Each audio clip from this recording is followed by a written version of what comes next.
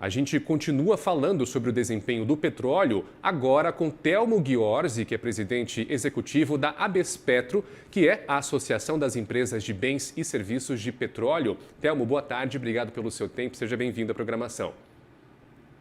Boa tarde, Gustavo. Telmo, deixa eu começar te perguntando de um lado mais geopolítico aqui da coisa. A gente não voltou mais desde então para casa dos $80 o preço do Brent, nem para o WTI, né? Tem oscilado ali na casa dos $90. Então, antes de tudo, eu queria entender se nós temos hoje um novo patamar estrutural do petróleo, o contrário do que a gente viu antes da guerra, petróleo negociado ali entre $70 e $80 ou não, se isso é passageiro, a gente volta para casa dos $70 ainda neste ano com possível arrefecimento da guerra. Telmo. Essa hipótese existe. Se o Trump, os Estados Unidos, avançarem nessa linha de buscar de fato a paz, e esse diálogo que o Trump anunciou e que o Irã negou, se isso de fato se configurar, a gente pode voltar para uma situação de $70 facilmente esse ano.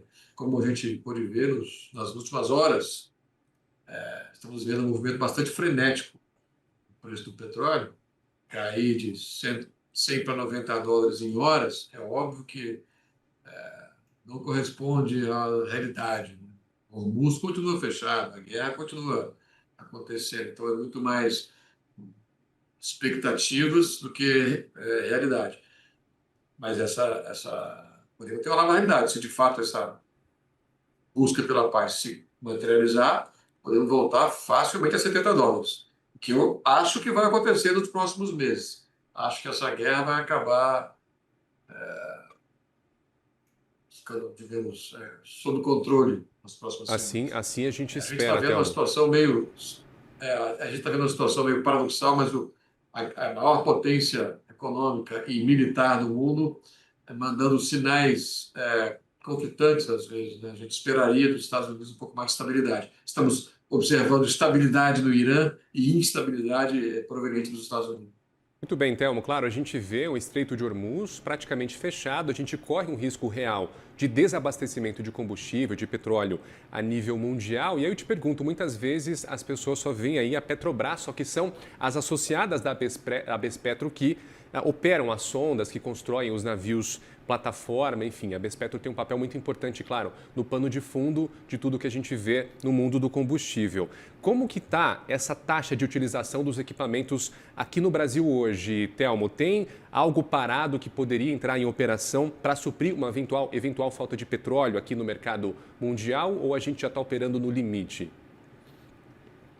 A produção de petróleo ela está operando sempre perto do limite. Então, as instalações de produção elas estão operando, são as FPSOs, né? As plataformas de produção estão operando a plena carga com pequenas variações. Então, temos pouco espaço para aumentar a produção. Mas nós temos produção em excesso de petróleo bruto. Nós produzimos 5 milhões e consumimos só 3. A sonda de perfuração e outros equipamentos, essas ainda têm um espaço para mobilizar. Então, por exemplo, caso da margem equatorial do Brasil.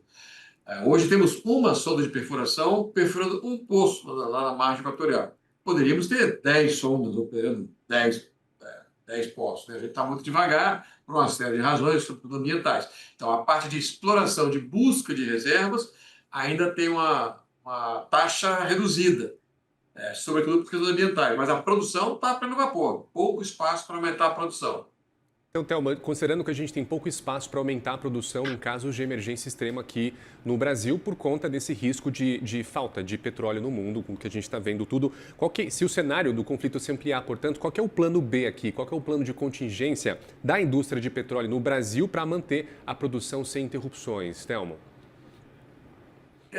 Nós temos uma folga bastante razoável, como eu falei. Nós produzimos 5 milhões, exportamos 2 milhões e utilizamos 3 milhões de barris por dia aqui no Brasil. Então, a gente tem uma folga bem considerável do óleo bruto.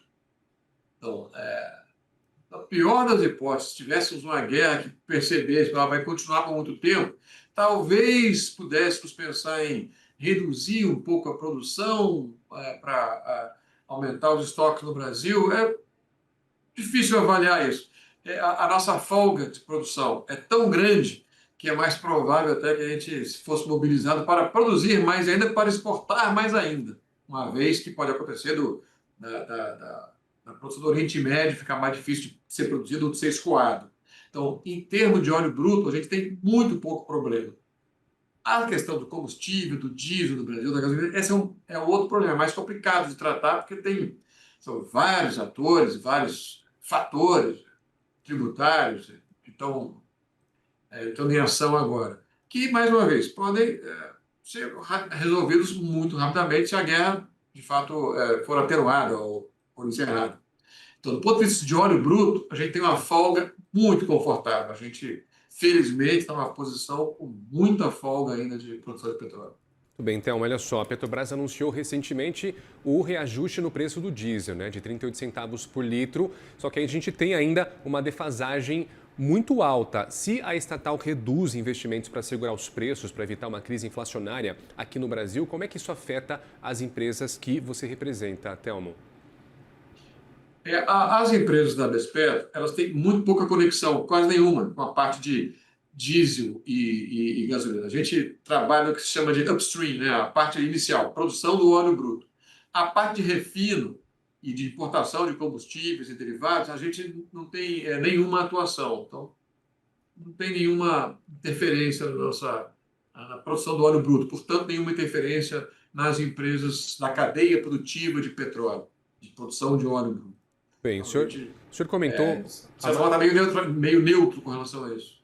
O senhor comentou, vou pegar um gancho importante que o senhor trouxe, que foi a margem equatorial. E o preço do petróleo alto costuma incentivar esses novos investimentos, porque entra mais dinheiro aqui, pelo menos no primeiro momento, né? E agora, nesse momento de crise geopolítica, como é que isso pode acelerar a exploração na margem equatorial para garantir a segurança energética aqui do Brasil, Telmo? Ou, pelo contrário, você vê toda essa crise atrapalhando aí o progresso de tudo isso?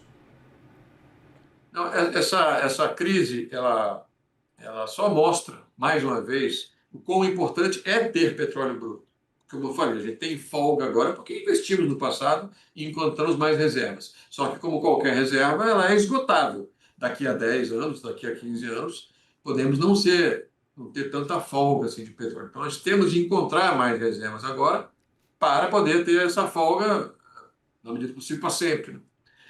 Acontece que a questão da margem equatorial e outras bacias exploratórias de novas fronteiras, a questão não é falta de dinheiro ou falta de equipamento. Nós temos sondas, temos várias petroleiras interessadas em encontrar mais reservas, a Petrobras e outras que operam aqui no Brasil.